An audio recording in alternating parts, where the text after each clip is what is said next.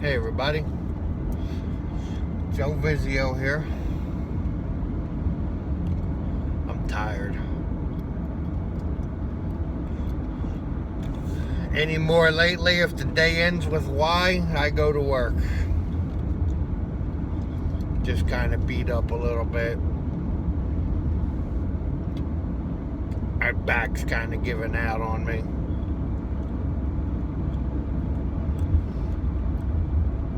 And there's no rest in sight.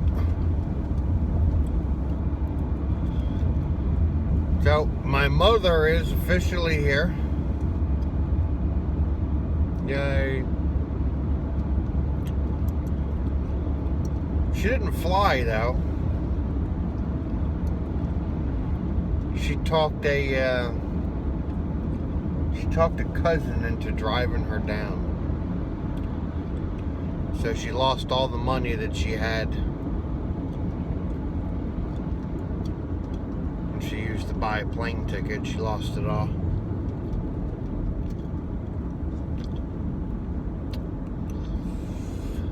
And I met a new cousin. Didn't even know this guy existed.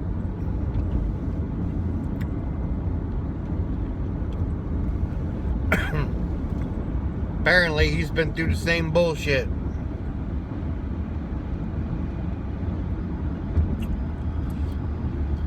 His father is, was, because he's deceased. His father was my mother's stepbrother. I don't know what you're saying. Well, Joe, if he's a stepbrother, then he's not really related to you. But the rabbit hole runs a little deeper.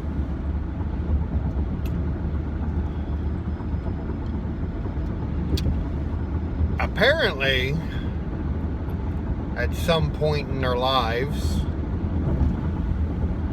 my mother's real brother, Thomas,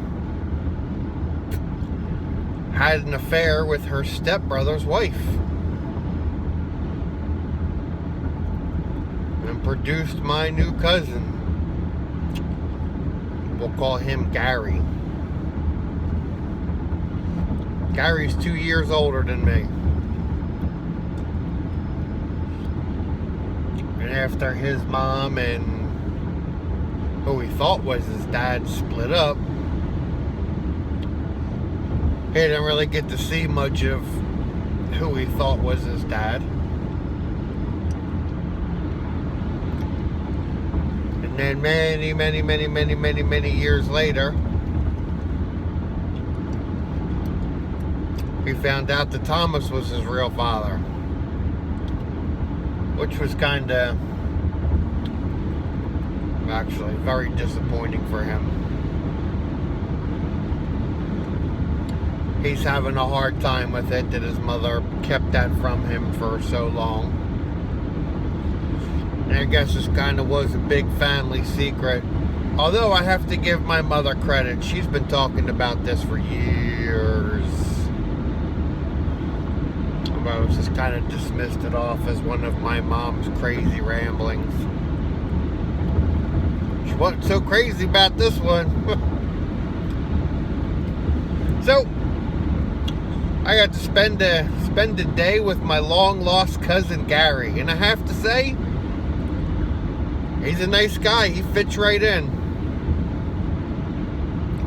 He's been through the bullshit. I don't think his mom was so bad, although she did a lot of those things to us that happened to us. I know the guy that was raised him, like was his father, was bad. And he even told me, he's like, I told this guy, all around, you were a pretty shitty father. And then he found out about Thomas, and he went over to see Thomas, who recognizes that was his son, and Thomas didn't even invite him into his house. Not that he was missing anything, because that's like something out of the movie Hoarders.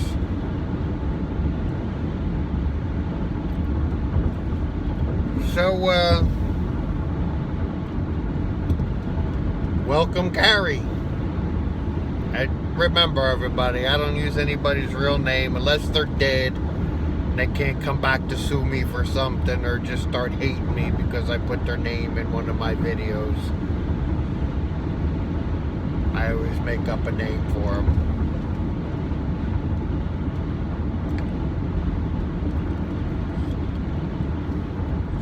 So, my mom pretty much suckered Gary into driving her down here. She kind of gave him the poor me routine. Oh, I can't fly, I can't do this, I can't do that. And what it really was is my mom didn't have anybody to carry her across the airport.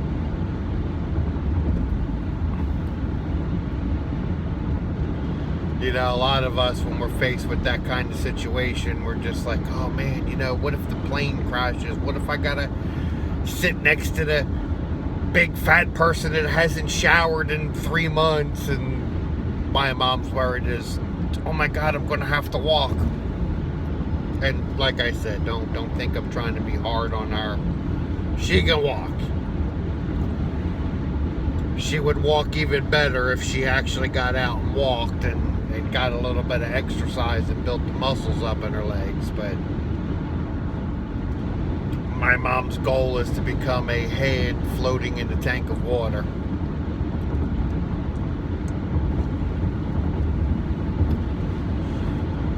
So he drove my mother down here, and when we got to talk, these were his words and not mine. Man, nothing's her fault, is it?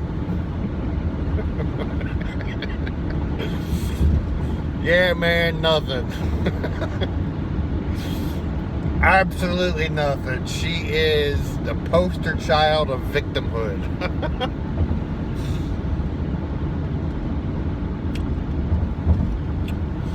So, things fell apart pretty quick with my aunt.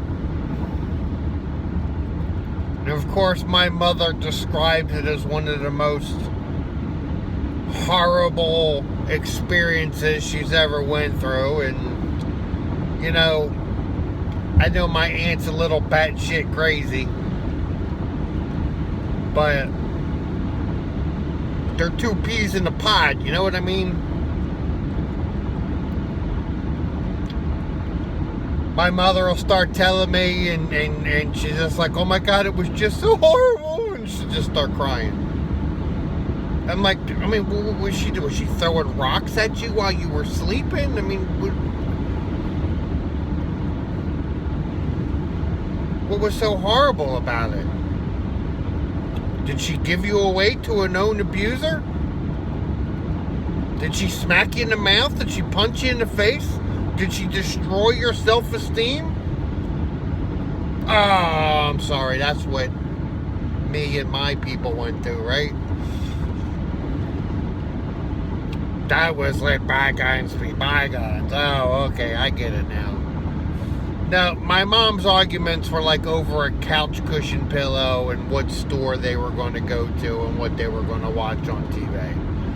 And I guess they couldn't find common ground on that. And my aunt asserted her authority as that is her house.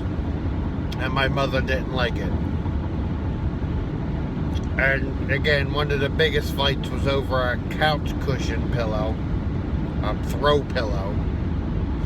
And I'll go ahead and I'll tell the story. And I've heard my mom's side of the story. I've heard my aunt's side of the story. And I heard the side of the story from a neutral party, that is my cousin Sally. So I'll just go and I'll tell it from Sally's perspective, because we know that my mother and my aunt are going to exaggerate it more into their favor. So Sally is probably the most neutral about it. And Sally says that her mother was wrong Because all my mom wanted to do was prop her throw pillow up behind her back to make herself more comfortable when she was sitting in her chair. And Sally's mother, my aunt, told my mother, don't use my couch cushion pillows like that. I bought them to be able to sit on the couch as a decoration, and I don't want you flattening them. I thought that there was absolutely nothing wrong with that. I mean, unless she was like, hey, you fucking bitch, don't fucking use my couch cushions or I'll poke you in the eye. But that didn't happen. And I told my cousin Sally, I was like, well, you know, not to defend your mom, but I have to step in defense of your mom for a second and let you know that my mom will just start using things around your house and end up destroying them. She'll rub her ass all over it. She'll rub her feet all over everything. And she will have that pillow smelling like nothing but foot and ass. She will flatten that pillow. And then she will blame it on the kids. And if there is no kids available, she will blame it on the animals. I witnessed this. This happened in my house.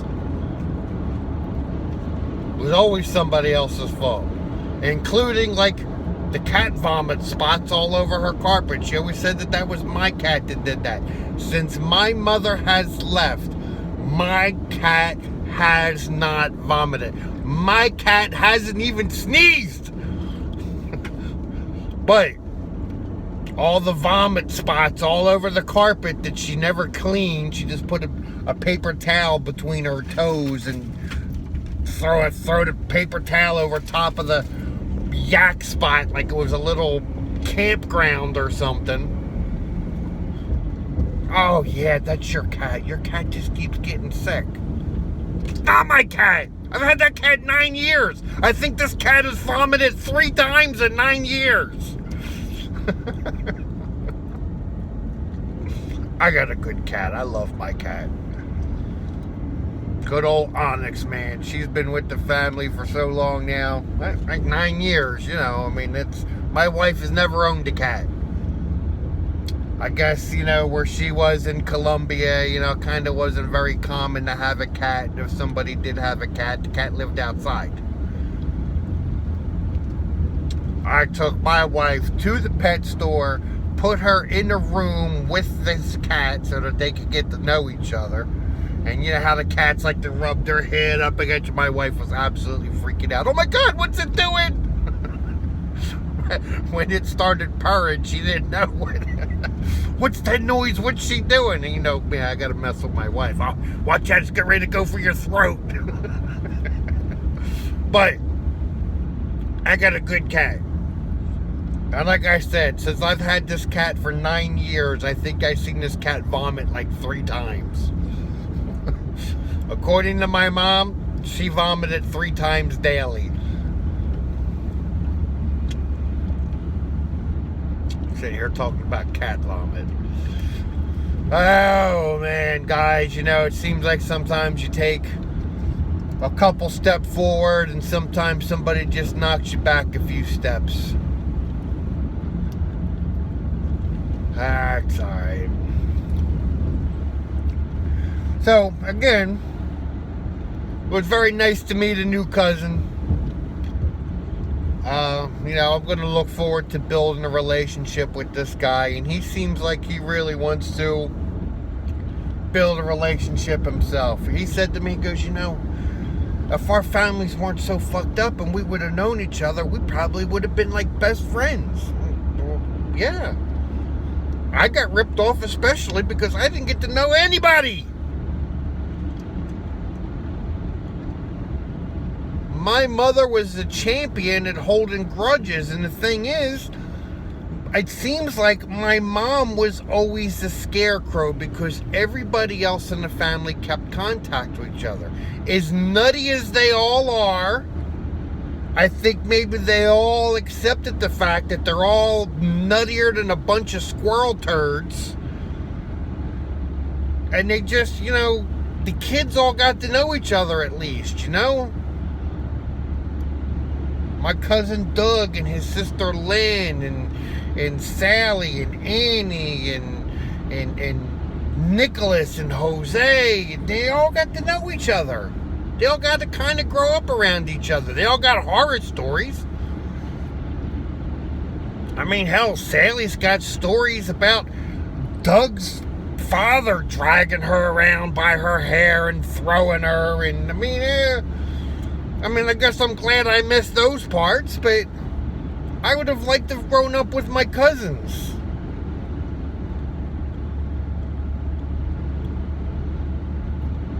I mean, I know we sit at the dinner table now sometimes as the only representative of what we thought was our family. You know, unless you're married and you started your own thing, which is what I did. But, you know, it's something. You know, you're sitting there like the Thanksgiving table and my wife has full representation of her family and my family's non-existent.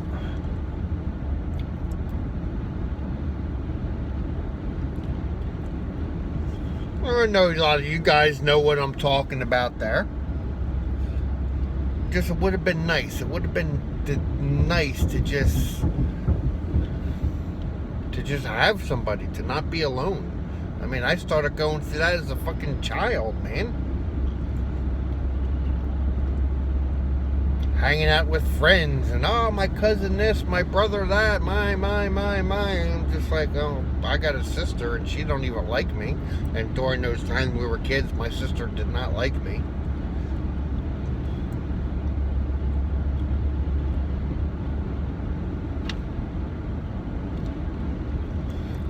I don't know, man.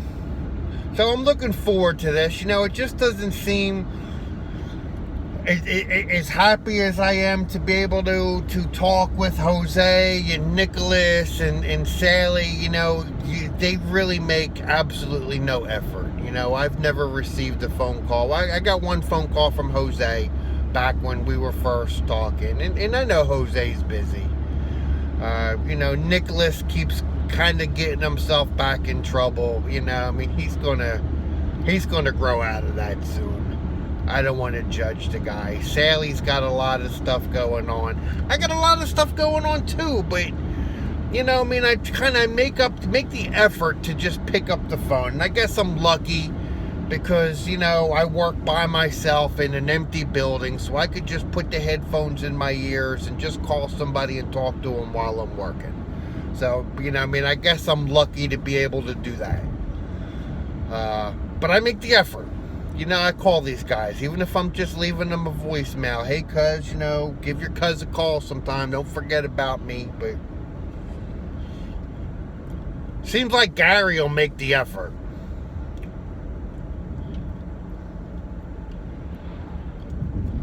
So we'll see how this goes. Now, I've spoke before about another set of long-lost cousins. Doug and Lynn, his sister. And they were like in like deep no contact with like everybody. But apparently they have a little bit of contact with Gary. As I guess they knew that Gary was their brother. Yes, that was their father, Thomas. So they have a long-lost half-brother. And when Gary was driving my mother Dan here, they stopped over at Doug's house, who, you know, lives in the Carolinas. And they had Doug call me. That was the first time I've talked to Doug since I was like 9 or 10 years old. And as he says, man, yeah, the only thing I remember is that kid with them big ears. I still got him, cuz. It was nice to talk to him. He's kind of, even when we were kids and I did get to know him, you know, we were close, but not real close, just because we were from two different worlds. His father absolutely, he didn't just beat religion down his throat. He had him in a headlock and was shoving pages of the Bible in his mouth with his fist.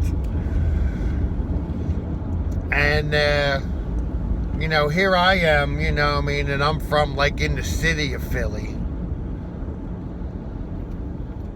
Being kind of raised on the streets somewhat. And, so every third word out of my mouth was a cuss word. And, you know, Doug was more of a Christian boy that, you know, knew that God was watching him and was going to send him to hell if he said a curse word. So just in that aspect there, you know, I mean, we were just kind of, think of the relationship of Homer Simpson and Ned Flanders. That was me and Doug.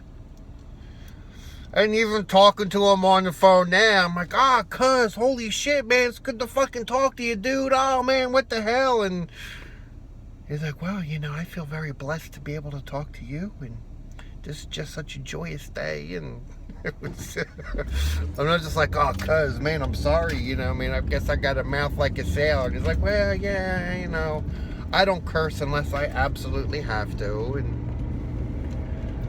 that's all right. And, you know, and I asked him about his whole religious experience, and he has converted to Judaism. But, you know, I told him, I said, you know what, cuz, that's great.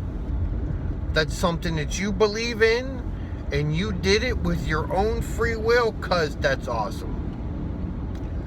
I kind of figured that him and his sister would have rejected the whole religious principle just because of the way that they had it beat down their throats. But I guess his mother always kind of leaned that way towards Judaism. And he kind of followed in his mother's footsteps, which I've never met his mother. That's how far out of the picture I've been. And Douglas is like, I'm going to say 3 or 4 years older than me. Maybe even up to 5 years older than me. It was nice to talk to him. It was nice to establish that line of communication again. He's living a very good life. He's happy.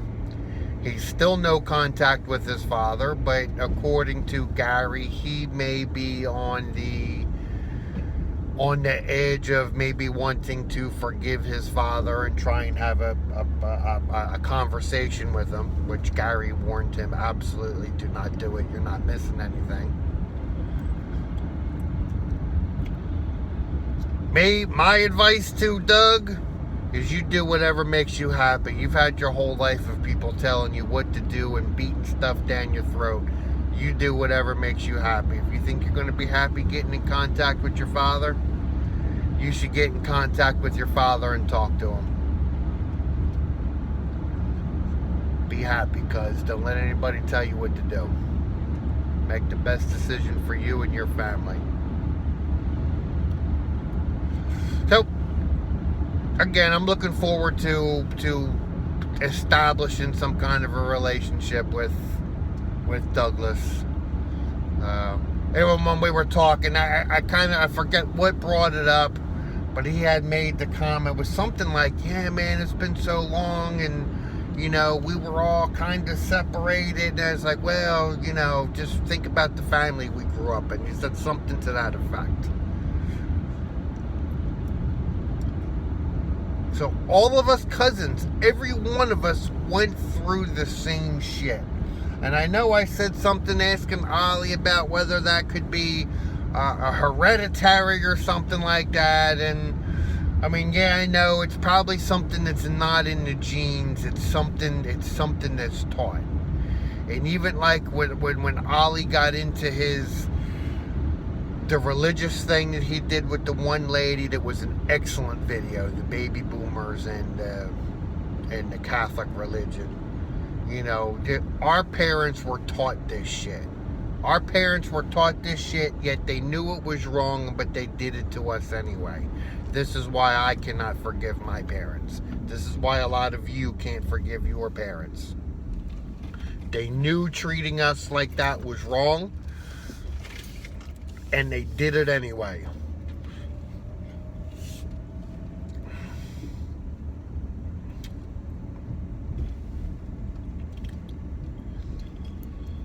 So, that's kind of what's going on with me. I know I said my life was going to be an open book as I take this journey on recovery and trying to normalize my life. I think I've come pretty far on this journey, and yet in many ways I still have a long way to go. So we'll see what the next chapter brings, you think? And I'm going to go clean the building. My business has absolutely exploded. I took on 3 huge car dealerships, and so far a heart center, a heart clinic. And that heart clinic, it's on a trial basis right now, and if everything goes good, that'll open up the door for 4 more heart clinics. I actually had to hire real employees, not anybody from my family. I had to hire real employees to start working with me on this. I'm working 7 days a week now, just because I'm trying to get myself out of debt a little bit.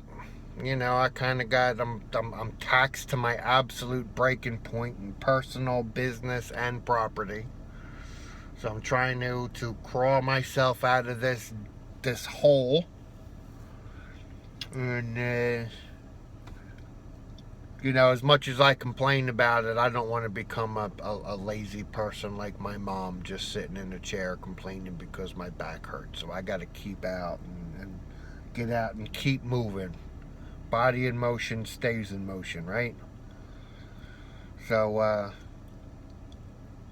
I'm hit or miss with making these videos, and I am still watching everybody's videos. Matter of fact, I know Belle Michelle put out a video yesterday, and I want to check that out today while I'm working and go through everybody's pages and check out your videos. And by all means, please keep your videos coming, because as you may think that mine may be therapeutic for you, yours are very therapeutic for me. So keep them coming, please. I'm there. I'm watching them all, including Ollie. So thank you very much for the time. I hope you enjoyed this saga in my life, and like I said before in another video, we got some more mom stories coming. Guys, thank you very much.